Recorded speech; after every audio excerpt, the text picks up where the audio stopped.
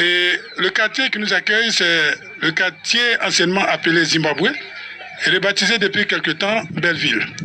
Je suis en compagnie de mon guide, Monsieur Kofi Tahiri, et qui a donc déniché ces missionnaires pas comme les autres. Bonsoir Kofi. Bonsoir Jean-Baptiste. Alors, comment ça s'est passé? Parce que là, on se retrouve au fin fond du quartier Zimbabwe. Effectivement, la rencontre s'est faite sur Facebook. D'accord. Ils m'ont écrit en inbox pour solliciter de l'aide. Et directement, je suis venu, je les ai retrouvés, je les ai appelés. Je suis venu chez eux à la maison. J'ai fait ce que je pouvais pour pouvoir les aider. Et j'ai trouvé utile de pouvoir montrer leur cas aux internautes pour que chacun puisse apporter sa contribution, pour qu'on puisse les aider dans leur mission, les aider s'il faut financièrement, tout ce qu'il faut pour que la mission qu'ils sont venus faire à San Pedro puisse réussir. Et c'est dans ce quartier qu'ils habitent? Oui, ils habitent dans ce quartier il y a plus de 2 ans qu'ils sont là. Voilà. Donc, Monsieur, madame? Oui, monsieur, madame. Voilà, donc on va aller, c'est dans une cour commune? Oui, c'est une cour commune avec habitation individuelle intérieure. D'accord, on y va. Chers internautes, vous allez nous suivre, vous allez nous accompagner et découvrir ces missionnaires, apprécier le cadre vous-même. Voilà. Et Kofi Tahiri qui est donc devant. Et nous allons y arriver. Voilà. Oui, mais juste à côté, je vois un peu de l'élevage de lapins et tout ça. D'accord? Bonjour. Ah, bonjour, la porte s'ouvre. Bonjour, monsieur. Ah, vous êtes avec madame. Bonjour, voilà, monsieur, dame. Dans la maison où on est logé. C'est ici que vous êtes logé? Voilà. D'accord. Et j'ai affaire à quelle famille? L'apôtre Daniel Talbot. L'apôtre Daniel Talbot. Daniel Talbot, vous êtes de la France? De France d'origine. On a passé 13 ans en Espagne, où on a laissé un fils de 25 ans, parce qu'il a une famille là-bas. Et on est venu là à l'appel de Dieu, qui nous a demandé de venir en Afrique. Dieu vous a demandé de venir en Afrique? Voilà, pour essayer de faire quelque chose qui permette de faire améliorer le bien en fonction du mal. D'accord. Et vous êtes avec madame, c'est madame Elisabeth Talbot, je suis sa femme. D'accord. Et je suis ici en tant que missionnaire aussi. Vous êtes en tant que missionnaire aussi? Et évangéliste, depuis peu, pour faire améliorer aussi. Et de quelle congrégation? La nôtre. C'est une congrégation indépendante. Si vous voulez, Oui, on va y entrer. C'est une congrégation qui est en cours de se créer. Mon père spirituel, je l'ai rencontré le 11 janvier 2020. Et le 14 janvier, il m'a déclaré auprès de la congrégation baptiste camerounaise comme apôtre avec un ministère indépendant. Et le 30 septembre 2020, on a déposé les statuts à la préfecture. Ici, Voilà. Oui. Pour faire, en fait, une église qui se veut évangélique comme les autres, mais qui veut être indépendante pour éviter les querelles entre les religions. Car si on veut faire avancer le bien, c'est de montrer le bien déjà entre les religions, de s'accepter parce que tout le monde aime Dieu. D'accord. Est-ce que vous permettez qu'on rentre là?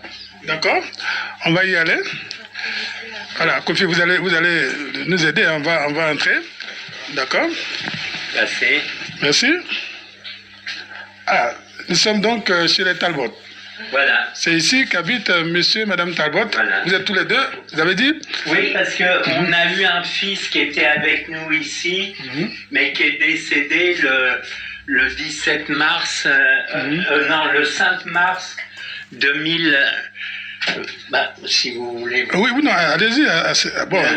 Le 5 mars 2020. 20. 5 mars 2020. Non, 2019. 19, voilà. Le temps passe et... Bon, est-ce que je peux me permettre de vous dire, parce que là, madame, vous allez vous asseoir juste à côté, voilà, juste à côté de monsieur, voilà, et puis on va échanger. Je voudrais rappeler à tous ceux qui nous suivent sur Sud-Ouest Info TV que nous sommes monsieur, madame Talbot, vous êtes des apôtres, c'est ça?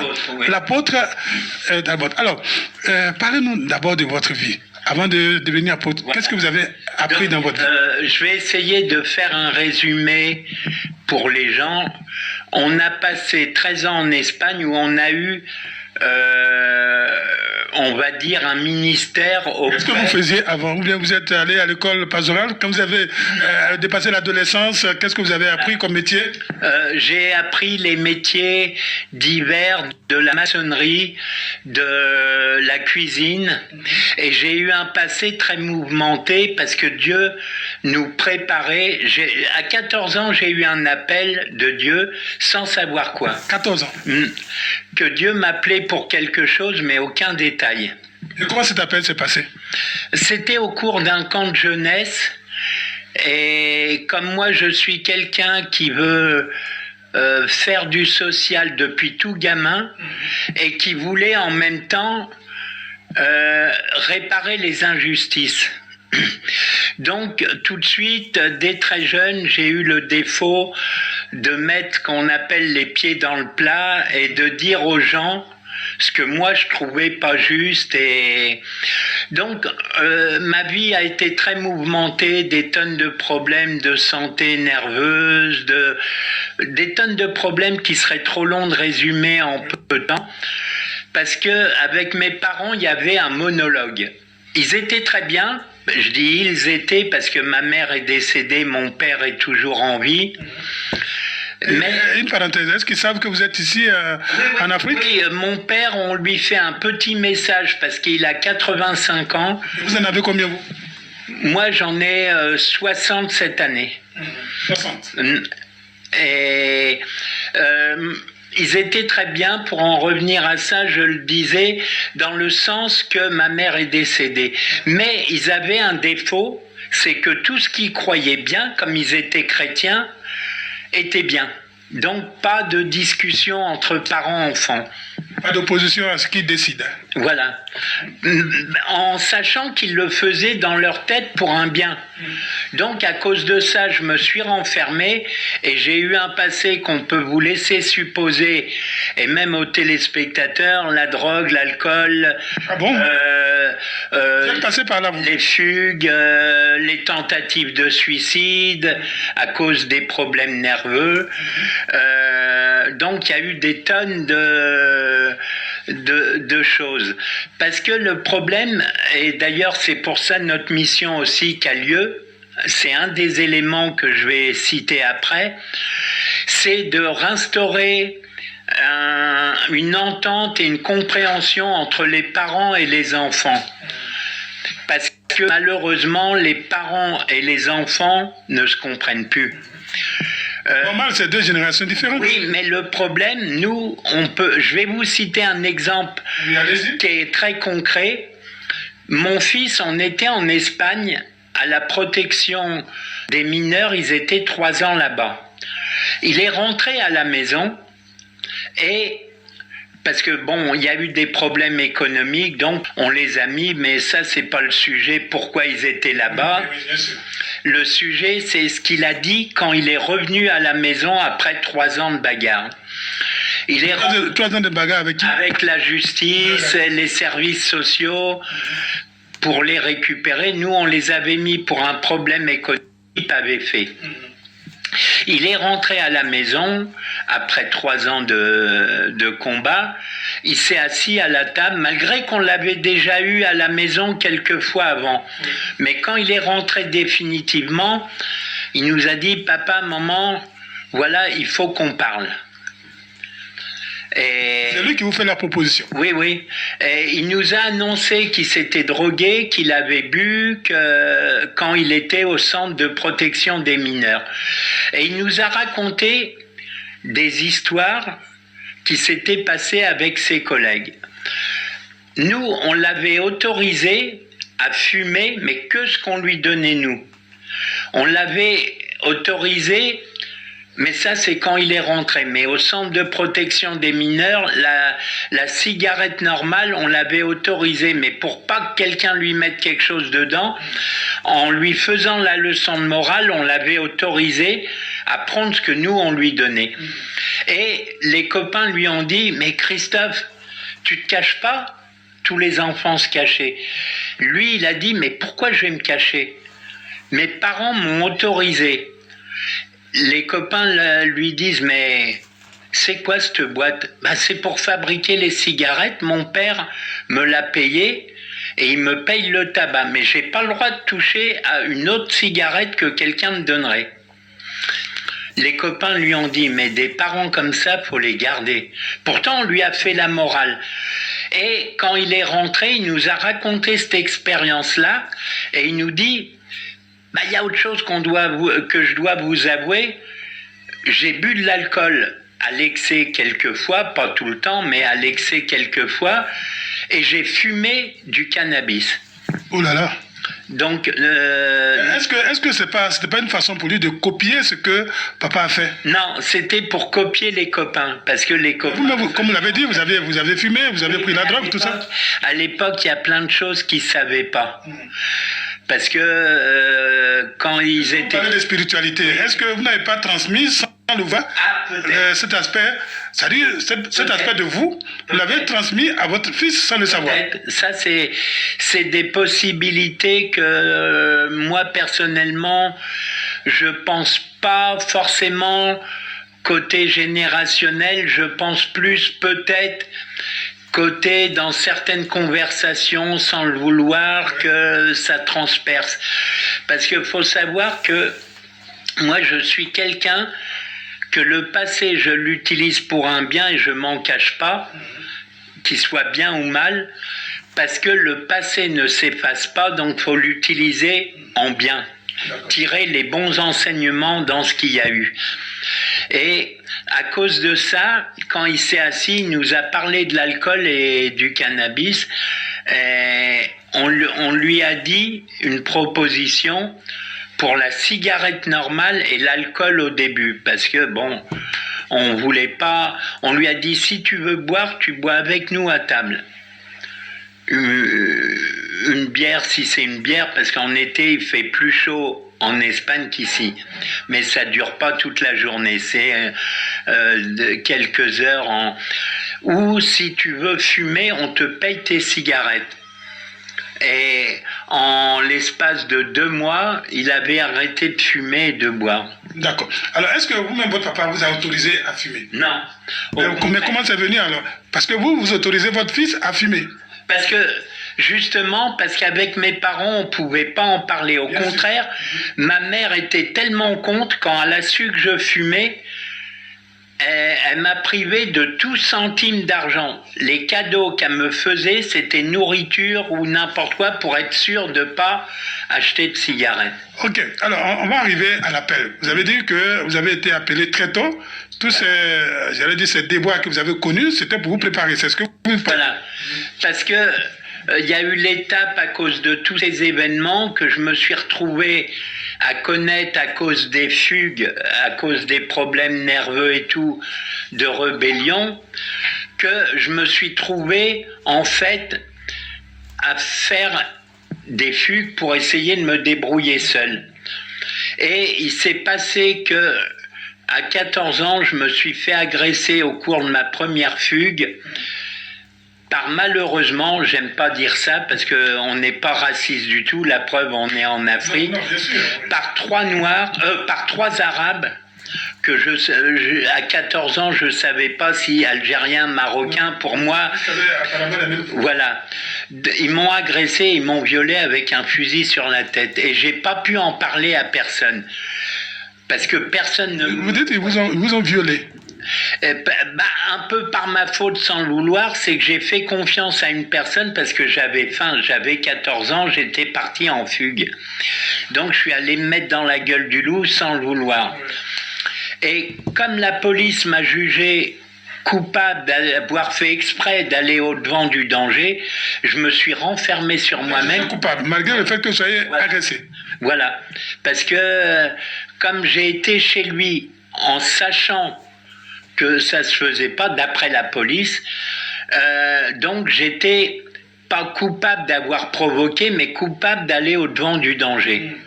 Ils n'ont jamais voulu comprendre que quelqu'un qui a faim à 14 ans, si tu lui proposes à manger, il va manger. C'est clair, il va sauter là-dessus. Voilà. Donc, comme c'était la première fois que je sortais sans la famille, sans personne, moi, j'étais innocent. J'ai bien fait une fugue, mais à 14 ans, j'étais innocent. Je connaissais pas la vie du dehors et à cause de ça, je me suis renfermé. Et c'est qu'à partir de 30 ans, que j'ai pu en parler. Parce que tout le monde me jugeait pour ma rébellion, pour mon inquiétude, pour ma dépression. Personne n'a cherché à connaître la cause. Mais est-ce qu'avec vos parents, vous aviez la connaissance de la Bible? Est-ce qu'à la maison? Parce que je suis né, on peut carrément dire, dans l'église. Façon de parler. Parce que le pasteur a créé l'église avec mon père. Un peu avant ma naissance.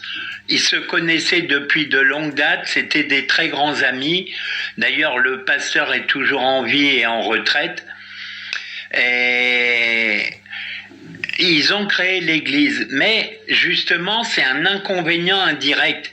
C'est que j'ai été le premier enfant présenté par le pasteur. Donc j'étais... Comme de la famille, j'étais le premier de l'église, donc je devais essayer d'être parfait. Et heureusement, ça a été le contraire. Mais est-ce que c'est pas votre position? Parce que si vous connaissiez Dieu, il est mentionné que l'enfant doit obéir à son père et à sa mère pour qu'il vive longtemps et qu'il soit heureux.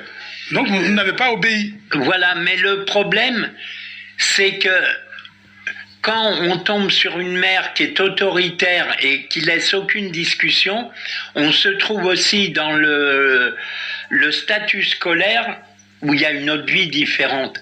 Moi, on me tapait dessus à l'école parce que justement, je répondais pas, parce que mes parents m'avaient appris de pas répondre et je prenais des volets, j'étais tabassé justement à cause des enseignements de mes parents de pas répondre. Alors, si vous êtes né pratiquement dans une église, normalement, ça devait vous servir de refuge.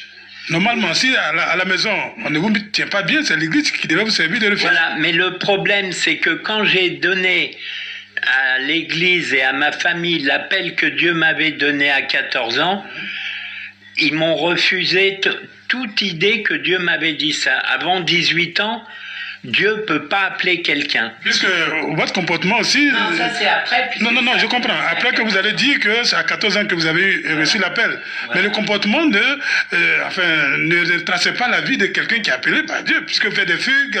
Non, ça c'est à partir de 14 ans que tout ça est venu. Avant... C'était simplement un peu rebelle par le côté nerveux et d'avoir un mauvais dialogue avec mes parents. Parce qu'il faut savoir que par la nervosité, j'ai quand même quelquefois déprimé, du mal à contrôler les nerfs. D'accord. Alors, l'appel de Dieu, vous l'avez entendu comment? Vous l'avez entendu oui, audio? Dans un camp de jeunesse, que Dieu m'avait appelé... Comment? Il peut peut-être expliquer. Voilà. Vous avez une voix qui vous parlait? Voilà. Comment ça s'est passé? C'est au cours d'une réunion dans le camp de jeunesse, quand le pasteur parlait et qu'il y avait les chants un peu après, c'est comme si j'avais déconnecté et qu'il y a une voix qui me parlait intérieurement en me disant « Je t'ai appelé pour aider les autres ». C'est la première phrase au départ que j'ai entendue pour aider les autres. Mais qu'est-ce qui vous a démontré que c'était Dieu qui vous parlait? C'est un peu l'enseignement que mes parents nous avaient toujours donné, que Dieu nous enseignait à faire le bien, que Dieu voulait que...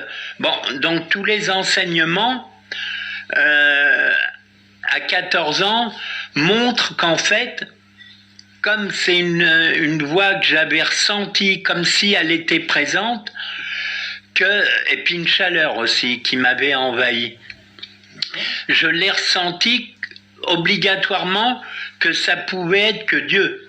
Parce que comment Satan, en voulant faire le mal, pouvait dire à quelqu'un de faire le bien? Donc, je ne voyais pas d'autres...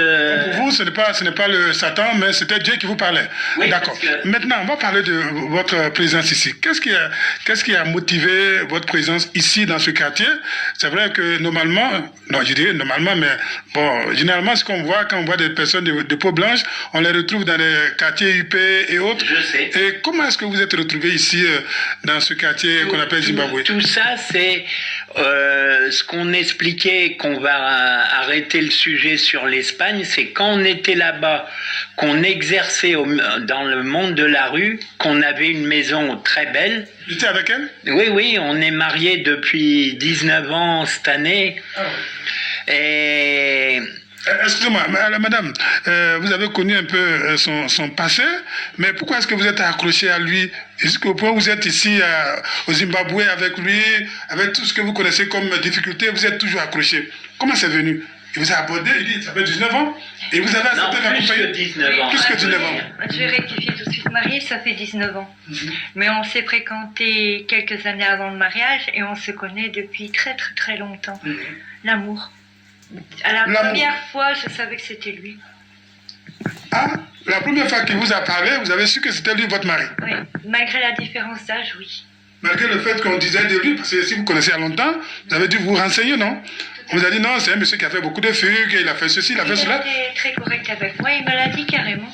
Il vous l'a pas caché? Non, au contraire, ça l'a choqué. Et ma mère lui a dit aussi. Ah oui, bon? la première fois que j'ai rencontré. Et vous n'avez pas eu peur qu'on vous parle de quelqu'un comme ça, et puis bon, vous attachez? Non, du tout. Je savais que c'était lui. Vous saviez que c'était lui? C'était quoi le signe qui montrait que c'était lui votre mari? La chaleur, le bien-être, je ne sais pas l'expliquer. Et le nombre de fois qu'on s'est rencontrés. Oui, aussi, les signaux. On a... Les signaux. Il y avait quoi comme signe? Parce que nos internautes veulent savoir, hein? C'est assez important. Il y avait quoi comme signe? Parce qu'il peut vous, excusez-moi du terme, il peut vous berner, il peut vous vous envoyer sur les nuages. Mais comment vous avez su que c'était réel, ce qu'il ressentait pour vous? Bah déjà, je crois que la première fois, si je me rappelle bien, tu as rencontré mon père, voilà, sans le savoir. Père en premier. Mais j'étais toute petite, comme il y a une petite différence d'âge. 4 ans, je crois, oui. À l'époque. Et après, on s'est perdu de vue. Lui, il habitait en Normandie. Moi, j'étais plus près de l'Italie, la France, la Savoie. Les deux opposés de la France. Il est revenu quelques années après. On s'est re-rencontrés pour un travail. Là, j'avais 16 ans par là. Donc, on s'est fréquenté sans se fréquenter parce que mon père était autoritaire. Donc, vous deux, vous aviez des parents autoritaires. C'est quand même curieux. Oui. Vous deux, vous avez des parents autoritaires. Oui, mais vous avez des parents autoritaires. Mon père était très autoritaire. Donc, il y avait des règles, des coutumes à respecter. Donc, valait mieux ça, rester bien là-dedans. Donc, on s'est vu quelque temps. Après, il est reparti pour du travail. Non, avant, non. À 16 ans, on s'est connus, mais en copains. J'ai pas voulu, parce qu'elle était mineure, pour la différence d'âge. Et le passage qu'elle était en train d'expliquer, c'est quand elle a eu 18 ans. Parce qu'on s'est reconnus... non, à 14 ans aussi, on s'est croisés une fois. Parce qu'il y a eu 5 fois au total, en comptant la fois quand elle avait 4 ans. C'est-à-dire que vous perdez de vue, vous retrouvez. Voilà. Vous perdez de vue, et vous à retrouvez. chaque fois, comme si c'était une nouvelle fois, au moment de la rencontre. Et en parlant, on se reconnaissait, parce qu'à cet âge-là, les gens évoluent beaucoup physiquement. Et la dernière fois, on s'est rencontrés, elle avait 20 ans. Non, l'avant-dernière. Moi, j'arrivais à 20 ans. Elle avait 20 ans et elle avait un homme qui la battait, qu'elle avait connu par... Vous avez rencontré quelqu'un qui la battait. Voilà. Et elle n'avait aucun rapport avec et tout. Et moi, j'étais retourné là-bas, en Savoie, parce que je savais que quelqu'un m'attendait sans jamais trop savoir qui. Et je l'ai rencontré, on a discuté, on a passé toute la journée ensemble. Et le soir, au moment de rentrer, je lui ai dit « Non, mais attends, tu vas pas y aller, tout ça. Moi, si tu veux vivre avec moi, je peux te défendre. » Parce que moi, j'étais quand même... à l'époque, je faisais 115 kilos. Bien costaud quand même. Voilà. Oui, oui. Et... Donc, madame se sentait en sécurité avec lui. Voilà. Il y avait aussi cet aspect, la sécurité. À l'époque, Mais plus oui. l'amour que la sécurité. Mais Plus d'amour que la sécurité. Mais le problème qu'elle avait, c'est que à 18 ans, elle n'était pas prête à se marier. Donc, non, à 20 ans, parce que Christophe, il est né, tu avais 20 ans. J'arrivais à 20 ans. Quand il est Presque 20 ans. Et quand on a discuté, elle a eu peur de rentrer le soir pour se faire taper dessus. Il n'y avait plus de relation entre eux depuis presque un an. D'accord. Alors, vous venez comme ça, vous atterrissez en Côte d'Ivoire. Voilà. C'est venu comment? Parce que nos internautes veulent savoir comment vous êtes retrouvés là. C'est venu que moi, j'étais convaincu dès le départ, quelques mois avant notre départ, 6 mois, un truc comme ça, que Dieu nous appelait pour la Côte d'Ivoire. On avait déjà ressenti un appel pour l'Afrique, mais Pas le pays. Voilà. Donc on avait dit français parce que anglais on parle pas, donc, mais on n'avait pas de précision. Et ma femme, pour me suivre, a dit, si Dieu il ouvre 3 portes, on ira. Je veux 3 preuves que c'est bien Dieu. À ça, on avait eu un problème de papier qu'on nous avait volé, mais ça peut arriver fréquemment en Europe. Et impossible de les refaire à la seconde et tout. Donc on était bloqué pour les passeports. Et on a trouvé l'association qui nous a aidés au niveau des passeports. Donc c'était le premier plan que Dieu mais a dit c'est pas tout. Il faut que le voyage et tout soit payé d'une manière ou d'une autre. Il faut qu'on ait quelque chose en arrivant là-bas. Et c'est là que notre ami qu'on connaissait depuis longtemps, le frère du propriétaire, qui est depuis 20 ans en Espagne, nous dit « Mais moi, là-bas, j'ai une maison à San Pedro. Donc, je peux vous loger là-bas. C'est mon frère qui s'en occupe. » Donc, déjà, elle était contente. Il y avait 2 points. Il restait le point du voyage. Et le point du voyage, Dieu a pourvu. C'est que la maison où on était depuis 9 ans logés gratuitement en échange d'entretien des travaux. Et tout, et surveiller les hangars. Et comme le propriétaire voulait la récupérer pour un projet qui n'a pas eu lieu, il pouvait pas nous mettre dehors d'après la loi. Puisque c'était consentant avec une lettre écrite, il était obligé de négocier. Et il nous a proposé une somme de 5 000 € pour quitter les lieux. Ce qui a permis qu'on paye le billet d'avion et d'arriver avec un peu d'argent. Donc là, elle m'a dit, voilà, Dieu m'a répondu, j'ai mes 3 signes. Donc on peut y aller. Voilà. Et c'est comme ça que vous êtes arrivé. Qu'on est arrivé ici le 1er septembre 2018 à Abidjan et 3 jours après à San Pedro. C'est local, vous ne payez pas donc? Non. On paye le courant et le propriétaire avec sa famille nous font cadeau de l'eau et de la facture d'eau et du loyer, quoi. On paye pas le loyer. Qu'est-ce que vous faites ici concrètement? Quand vous levez le matin, c'est quoi votre programme? Notre programme est très compliqué et facile en même temps. C'est qu'en étant en situation irrégulière à cause des papiers, on se retrouve en tant que missionnaire, on évangélisait les gens dans la rue, c'est-à-dire dans les buvettes, au contact des gens, parce qu'on a découvert depuis 2018 qu'on était les seuls blancs à vivre au milieu des noirs pour y rester. Dans toute l'Afrique, il y en a eu qui sont venus vivre, mais qui au bout de 6 mois, 1 an, partaient. Donc, à cause de ça, on s'est lancé au contact des gens pour essayer de réussir. Et le concours de circonstances, c'est qu'au début, les gens ne faisaient pas confiance par peur qu'on s'en aille. Et après, il y a eu la mort de mon fils, le corps bloqué, ce qui a fait qu'on s'est retrouvé sans revenu à vivre par la foi même très bien jusqu'au coronavirus, parce que l'Europe pouvait nous envoyer les amis et tout, quelques dons et tout.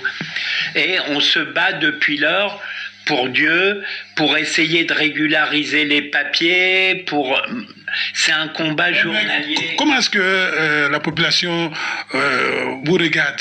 Est-ce qu'on ne vous prend pas pour des espions, on ne vous prend pas pour des taupes? C'est passé la première année. C'est pour ça que quand on aurait pu démarrer, on n'a pas pu démarrer. Ils avaient peur qu'on s'en aille, ils avaient peur... Ils nous aimaient bien, mais... Les autres ils se méfiaient. Voilà, parce que comme les autres qui sont passés, nous, je me rappelle l'étape au début, vous tiendrez pas 6 mois, vous allez partir. On leur a dit, vous voyez, 6 mois, on est toujours là. Ouais, mais bon, au bout d'1 an, vous allez partir.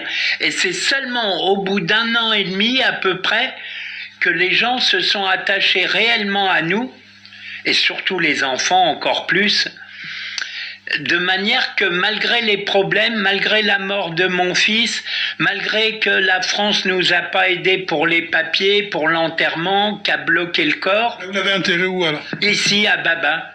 Et qui vous a aidé à l'enterrer?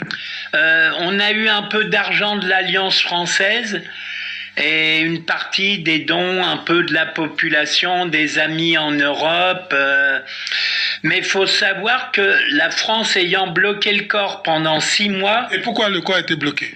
Il n'y a aucune nouvelle là-dessus. Il y a le lieutenant de police de la police judiciaire, le lieutenant Yeo, qui s'est battu pour savoir pourquoi. Ils ont dit le jour de l'enterrement au mois de mars, le vendredi pour le samedi, ils ont dit bloquer le corps, on arrive. Et pendant 6 mois, il n'y a eu personne. Et qui a dit de bloquer le corps et qui venait? Le procureur français, que je ne sais pas pourquoi, le parquet de Paris, si je ne me trompe pas, il venait pour une accusation de négligence et faute volontaire sur un enfant mineur. Il n'y a pas de qui a négligé? Sur l'enfant. Donc c'est vous qui l'avez prévu sévère. Donc c'est vous qui l'allez accuser? Voilà, le parquet, c'est ce qu'il voulait faire. Alors que de la Côte d'Ivoire avait déjà fait une enquête et innocenté de tout. Ils avaient vu qu'on n'avait commis aucune erreur. Et comme ils sont restés 6 mois sans intervenir, la population s'est dit, voilà, les gens, ils sont coupables parce qu'un gouvernement ne bloque pas un corps sans raison. Donc, vous le dites haut et fort parce que c'est le monde entier qui vous regarde. Hein. La France n'a pas réagi. Vous étiez obligé d'aller enterrer votre fils, qui est aussi français comme vous, quelque part dans un cimetière, jusqu'à aujourd'hui. Voilà, le 17 août, le lieutenant Yeo, avec l'aide du parquet de Sassandra, ont obtenu la libération du corps pour que le 17 août 2019, on puisse l'enterrer à Baba. Mais on ne sait toujours pas si on a été innocenté ou si quelqu'un d'autre a été... Voilà. On sait que les ministres ont demandé à la police de changer l'intitulé des procès-verbaux pour plus qu'on soit accusé. D'accord. Alors, aujourd'hui, vous vivez ici depuis, comme l'avait dit, 2018, et vous êtes, il a dit, intégré dans le quartier, vous êtes intégré. Vous avez l'intention de retourner au pays? Non. Nous, c'est clair que... Vous n'êtes pas parti? Non, Dieu nous a appelés ici, et il y a de très grands projets qui, s'il n'y avait pas eu tout ça... Mais vous vivez de quoi? Vous vivez de quoi dans... Est-ce que c'est pas la misère? Vous acceptez la misère? La misère est provisoire parce que Dieu appelle, comme là il m'a appelé à être apôtre, chose que beaucoup de gens ont eu du mal à croire. Il a fallu des témoins comme mon père spirituel et tout. Parce que Dieu m'appelle le 15 février 2020, en plein corona, pour être apôtre et créer une église. Donc on s'est mis à avoir des tonnes d'églises de par l'Afrique. Jusqu'à une en Inde et tout, qui voulait nous rejoindre. Mais bien sûr, pendant le corona, personne n'a jamais versé un centime de dîme ni rien pour mettre un projet de développement fiable. D'accord. Alors, monsieur et madame, je préfère dire ça comme ça, même si, voilà, monsieur et madame, rappelez-moi le nom là. Talbot, comme les voitures, Talbot. Alors, vous vivez de quoi? Nous vivons seulement des dons et de la population. Actuellement, c'est la population, parce que l'Europe, là, avec la 3e vague, ils peuvent plus depuis fin décembre à peu près. Que ça fait 2 mois, 3 mois qu'on vit qu'avec l'aide de la population et beaucoup de factures, malheureusement. Beaucoup de factures. Ouais, des dettes. Et ça ne vous fait pas peur? Les factures, les dettes? Non, parce que ceux qui nous l'ont fait, c'est des amis qui ont confiance en nous et qui savent qu'on a été appelés pour réussir et pour une mission pour Dieu. Et si l'ambassade de France vous disait de venir et me faire rentrer? Non, déjà on les a vus, on leur a demandé de l'aide, ils ont payé un petit peu du 2e enterrement, même un peu plus que ce que le ministère avait autorisé des Affaires étrangères. Parce que le ministère des Affaires étrangères avait même pas autorisé une somme qui couvrait l'effet de garde à la morgue. Donc on s'est battu avec le consulat en disant, attendez, la somme qu'ils ont attribuée, vous pouvez la donner pour l'enterrement, mais pas les frais de garde. Nous, on n'est pas coupables ni rien. Donc, quand on leur a négocié des aides et tout, ils ont dit, malheureusement, la France n'a pas d'argent pour les ressortissants qui sont allés de plein gré dans un pays. D'accord. La France n'a pas d'argent pour les ressortissants qui sont allés de plein gré, voilà, dans un pays. Alors, vous espérez quoi d'ici quelques mois? On espère, c'est de pouvoir trouver un local pour l'église, parce que la préfecture nous a dit, bien que le dossier, je l'ai fait un peu trop compliqué, le dépôt des statuts. La préfecture nous a dit que comme c'était déposé, on pouvait commencer. Mon père spirituel, avec la congrégation... C'est qui votre père spirituel? Un apôtre du Cameroun qui s'appelle l'apôtre Gustave Alélé, que j'ai connu à Abidjan. Je ne l'ai pas connu ni par Internet, ni au cours d'une grande cérémonie Totale Adoration à Abidjan. Vous avez déjà acquis le terrain? Oui. Il y a un terrain sur lequel vous pouvez construire?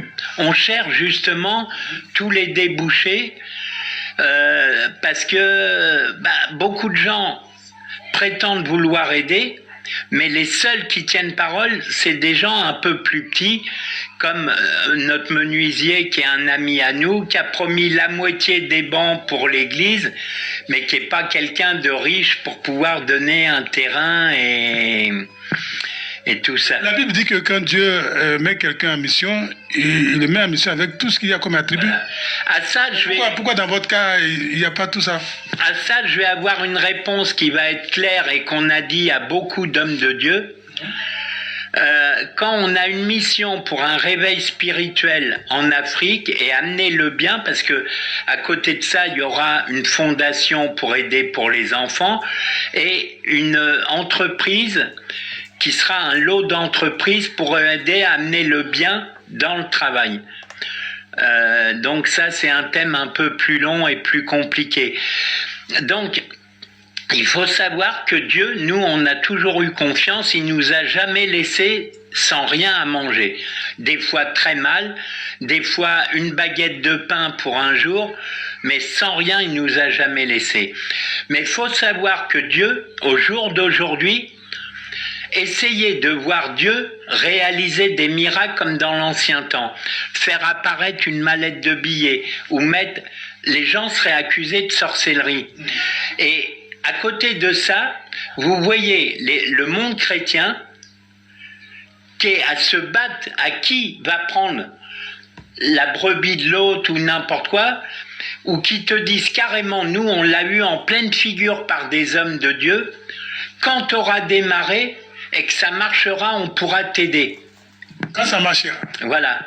Et obligatoirement, quand Dieu parle à des hommes de Dieu, nous on a eu la preuve qu'on ne citera pas les noms, comme mon père spirituel, mais lui, il a écouté Dieu au moment que Dieu lui a confirmé. Il y a des tonnes de prophètes ou des tonnes de gens qui nous ont dit « Dieu nous a appelés un jour à avoir une communication avec toi ou un travail avec toi ou à t'aider financièrement, mais on ne sait pas quand. » Et à côté de ça, quand tu leur parles des problèmes de l'Église, ils te regardent même pas. Ils se servent de ton Facebook pour publier et ne pas, à tel point que quand on a été invité à Abidjan, qu'on ne connaissait pas toutes les coutumes africaines, même du monde chrétien, on nous a bien payé les frais de transport, l'hôtel, mais le prophète qui nous avait appelé pour une prophétesse organisée nous a dit « Vous avez eu l'enveloppe du cachet ?» On lui a dit non. « Ah bah elle aurait dû vous le donner. » Que même mon père spirituel m'a confirmé qu'en Afrique, il y a un cachet pour les hommes de Dieu quand ils se déplacent, mais que ceux qui sont corrects disent à la personne qui les accueille de donner ce que Dieu leur dira de donner. Mais nous, c'est qu'on n'a même pas eu d'enveloppe. Vous n'avez rien eu? Non. Et tout ça, vous mettez sur le compte de Dieu, parce que Non, vous pas croyez... de Dieu. Non, je veux dire, tous ces cheminements, ces difficultés, ça ne vous décourage pas, ça vous motive Non, plutôt. au contraire, parce que nous, on a une confiance totale en Dieu, parce qu'on l'a vu opérer des miracles au niveau santé, puisque j'ai eu attaque cérébrale, 2 cancers, des opérations au ventre, j'ai frôlé souvent la mort, on l'a vu dans la vie de mon père qui est un survivant. Les docteurs le reconnaissent, donc ça serait trop long à expliquer. On l'a vu dans ma vie, on l'a vu au quotidien, que Dieu a jamais laissé sans rien, au niveau nourriture. Donc, c'est pas sur Dieu qu'on le met, c'est sur les hommes de Dieu qui ont tendance à s'occuper d'eux-mêmes et qui s'occupent pas des autres. Ils se chamaillent. Nous, on a eu 2 personnes qui ont fait des problèmes, dont une personne où mon père spirituel est intervenu et qui a dit « C'est quoi ça ?» Des gens qui se disent hommes de Dieu et qui essaient d'afficher au grand jour quelque chose vrai ou faux, ça se fait pas. Même les musulmans et les catholiques ne le font pas, ils règlent leurs problèmes entre eux. Donc, pour dire le monde chrétien est comme ça. Et nous, on voudrait arriver à ce que les gens s'unifient les uns les autres, que les gens arrêtent de dire que les musulmans ou les catholiques ou les autres sont pas bien, qu'eux seuls détiennent la vérité, ou que l'autre... Non, tout le monde détient une part de vérité. Pourquoi? Parce que tous ceux qui aiment Dieu, ça c'est ma théorie que je confirme à tout le monde depuis toujours, c'est que toi quand tu vas au tribunal pour un problème, c'est comme quand on va aller au tribunal de Dieu au jugement dernier. Tu peux te présenter les 2 mains dans les poches, sans avocat, sans personne. Tu peux y aller avec un avocat commis d'office, ou tu peux y aller avec un avocat que tu as payé qui lui gagnera quasiment, parce que tu le payes pour qu'il gagne. Donc c'est pas parce que nous on a Jésus avec nous comme sauveur et qu'on dit qu'il est là, qu'il a payé le prix et tout, c'est pas pour ça que les autres qui sont croyants ne sont pas des gens qui croient en Dieu, c'est des gens qui veulent aller au jugement sans un avocat pour les défendre. Ça fait pas d'eux des non-croyants, ça fait la méthode un peu du citoyen. Celui qui va se défendre lui-même ou celui qui va avec un avocat sont tous les 2 citoyens. D'accord.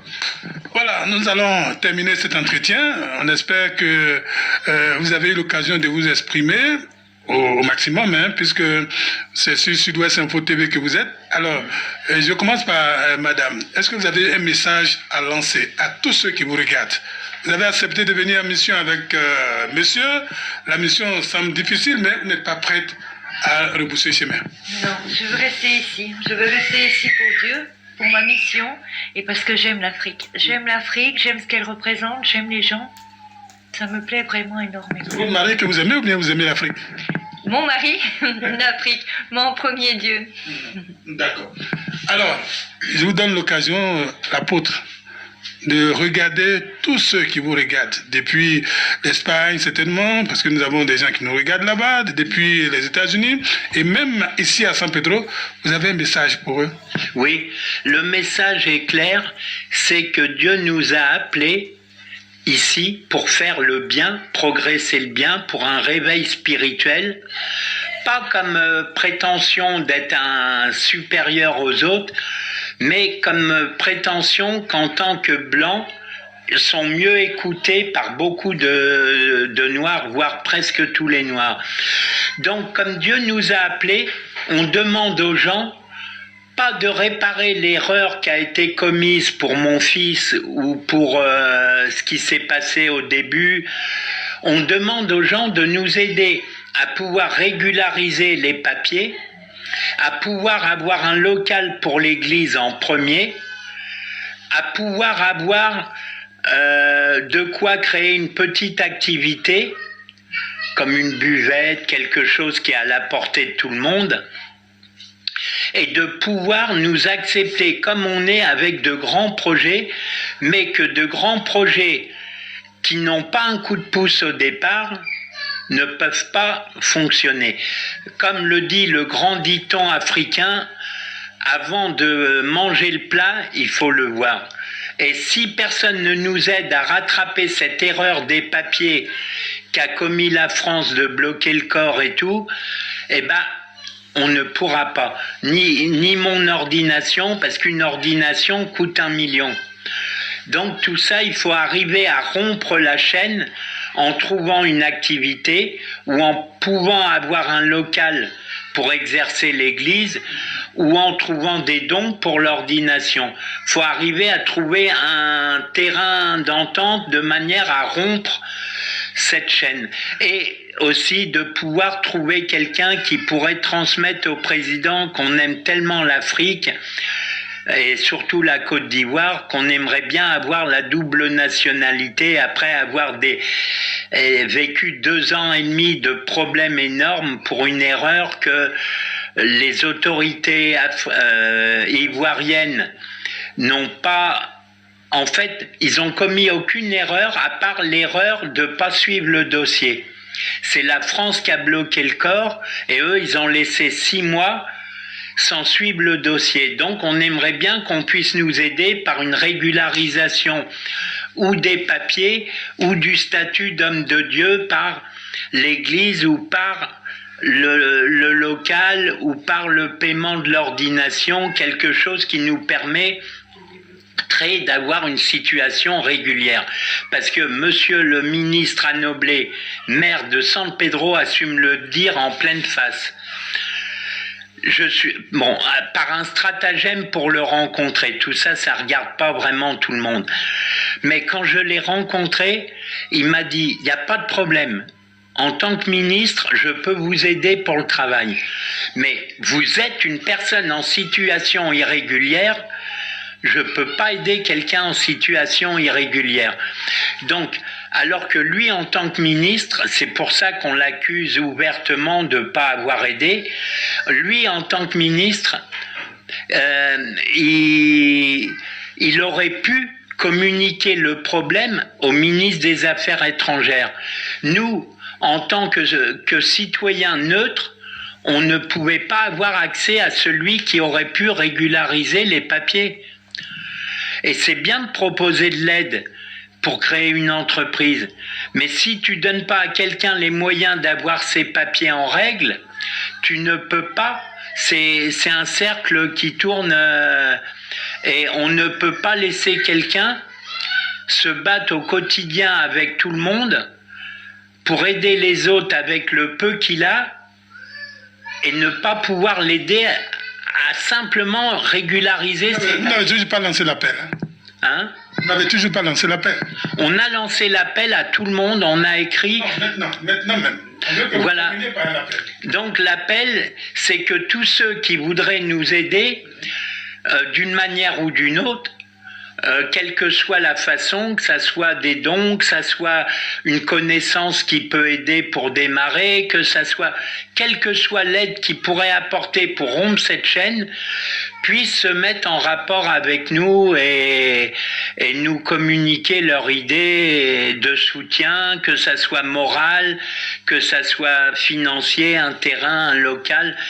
En attendant le terrain, on peut vous trouver une activité quelconque? Voilà, oui. Nous, on est ouvert à tout ce qui permettrait de pouvoir sortir de l'impasse des papiers qui ne sont pas possibles de régulariser sans financement. D'accord. En tout cas, merci beaucoup. Nous allons clôturer cet entretien. En vous disant merci, vous qui êtes restés pendant tout ce temps avec nous. On les a écoutés. Nous sommes venus au Zimbabwe, comme on l'a dit. Zimbabwe, c'est un quartier de San Pedro. C'est pas Zimbabwe, l'ex-Rhodésie. Non, c'est Zimbabwe, un quartier de la ville de San Pedro.